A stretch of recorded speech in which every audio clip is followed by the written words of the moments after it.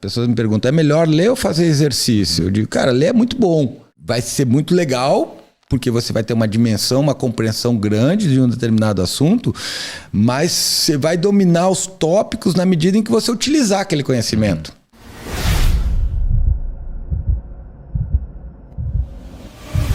Então, cara, ler é bom. Fazer exercício vai te ajudar muito. Por quê?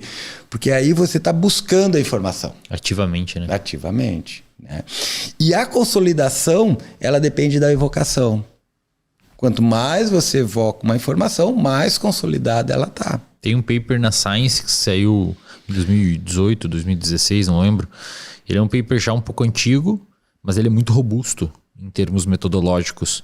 E os autores analisaram em humanos a diferença em métodos de estudo entre um grupo que só lê, um grupo que lê e resume em forma de tipo um mapa mental, isso.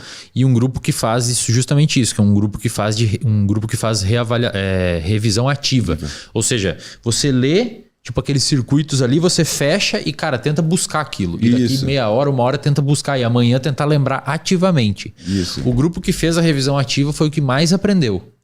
Mas quando você pergunta para eles qual dos métodos eles acharam que foi mais eficaz, o grupo que leu e fez mapa mental disse que foi mais eficaz. Isso. Talvez por ter produzido mais, não sei. Isso. Porque a revisão fica muito dentro da sua cabeça, você fica tentando buscar aquilo, né? Isso. E mas cara, é porque você se esforça. O mapa mental... Não, é maravilhoso. Maravilhoso. Claro, principalmente se você se expor a ele depois, né? Exatamente. Eu costumo dizer que, assim, para mim, um episódio de estudo ideal é ler, resumir, mapa mental e exercício. Exato. Com intervalo entre eles. Eu também acho. Certo? Concordo. Esse seria assim. Eu desenvolvi um método de estudo na minha vida que funciona muito bem para mim. Que de certa forma passa por todos esses itens. Eu monto aula, cara. O que eu faço também. Eu monto aula. Hoje menos, mas minha vida toda foi montando aula. Pô, né? você aprende horrores, bicho. Você tem que organizar aquele conteúdo de um jeito simples, Sim, entendível, que leve uma lógica de explicação. Porque pensa no seguinte, cara. Você pega um gráfico. Você tem que explicar aquele gráfico. Exatamente. Né? Então você vai ter que explorar ele, você já vai ter que ficar criando o discurso que você vai ter que fazer para explicar. Você vai pensar... Potenciais dúvidas, como é que você vai tirar? Então você fica... Você fica modelando aquele conteúdo muito tempo no teu cérebro. Né? Então, de certa forma, isso ajuda muito a fixar. Né? Daí você chega, você fala nele, as pessoas perguntam, você tem que ir lá buscar mais informação. E aí acontece um componente que é fantástico, maravilhoso, e a gente não pode deixar de mencionar, que é a formação da memória semântica.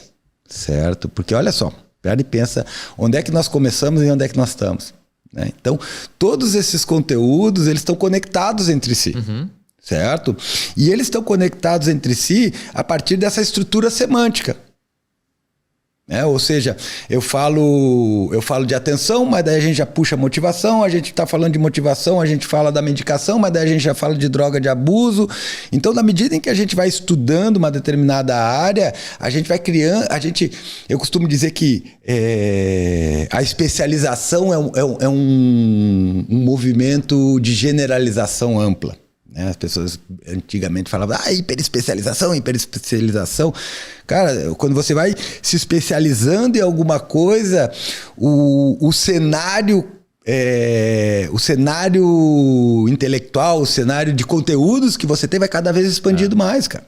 Vai ficando mais amplo. Você vai discutir... Você tá estudando a molécula da dopamina e daqui a pouco você está discutindo sociologia. Exato. Comportamento de massas. Isso. Então, a memória semântica, ou seja, a nossa capacidade de organizar esse conhecimento a partir das conexões com outras áreas de conhecimento, com outros episódios, com outras coisas, reforça muito a nossa memória. A nossa memória, principalmente essa memória que a gente usa em concurso, no trabalho, essa memória mais técnica de conceitos, de procedimentos, de sequências, essa memória ela vai depender muito dessa rede semântica. E essa rede semântica ela depende da relação do córtex pré-frontal com o hipocampo também, mas com áreas de linguagem. A linguagem hipertrofia a nossa memória, ela melhora a nossa memória, certo? Ela melhora a nossa memória intra-indivíduo, mas interindivíduo também. Olha, por exemplo, o banco de memória que eu e tu temos aqui sobre neurociências e olha como que a minha memória provoca a tua. né? Então isso é muito importante do ponto de vista das memórias de uma maneira geral, né? Mas a gente tem que lembrar também que a memória é um processo bioquímico, né? Desde os potenciais de longa duração, alterações nas sinapses, existe uma série de neurotransmissores que vão estar envolvidos com isso, né? A acetilcolina, dopamina, serotonina, né? Existe uma série de processos bioquímicos que vão diferenciar esses processos de memória, armazenamento, consolidação, evocação e assim por diante, né? E aí, de novo, né, é uma coisa que a gente vai voltar a falar, mas o que pode influenciar na minha aquisição de memória? Estado metabólico fisiológico, certo? Falta de rotina, né? Essa falta de percepção em relação ao ganho no estudo. Por que eu estou enfatizando a coisa do exercício? Pensando assim, pessoas que estão estudando, mas não necessariamente só elas, né? Porque, cara, o exercício, de certa maneira, ele entra num contexto que é mais fácil de você manter a atenção e ele faz com que você esteja constantemente buscando estratégias para armazenar aquela informação. Certo? Então, de certa forma, a evocação ela tem um potencial muito, muito grande na melhora do armazenamento de informação, né?